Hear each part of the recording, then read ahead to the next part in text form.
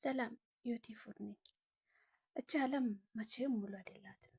ዓለም መቼም ሙሉ አትሆናትም። ምክንያቱም በቺ አጭር ዓለም ብለን ክፉ ነገር የምናወራ አፋችን ጥሩ ነገር ቢያወራ ኑሮ መቼም ከፍተን አንኖርም። ዓለም ሙሉ አትሆናትም። ሰውም ሙሉ አይደለም።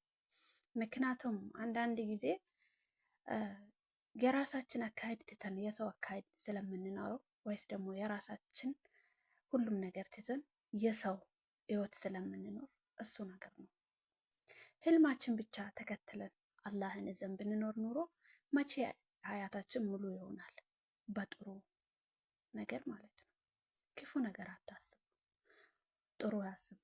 ለጓደኛሽም ቢሆንም ለጓደኛህም ቢሆንም ጥሩ ነገር ብታሰብ ሁሉም ነገር ክፉ አይሆንም።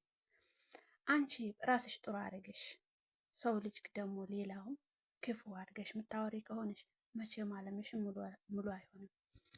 እንደምናውቅ ዓለም ሙሉ አይደላትም፣ ግን አጭር ናት። እቺ ዓለም አጭር ናት። እቺ ዓለም አጭር ግን ጥሩ ነገር በአፋችን ጥሩ ነገር በእጃችን ጥሩ ነገር የምናወራው የምንሰራው አላህ ያደርግልን። ከክፉ ነገር አላህ ይጠብቀን። ከክፉ አፍ አላህ ይጠብቀን።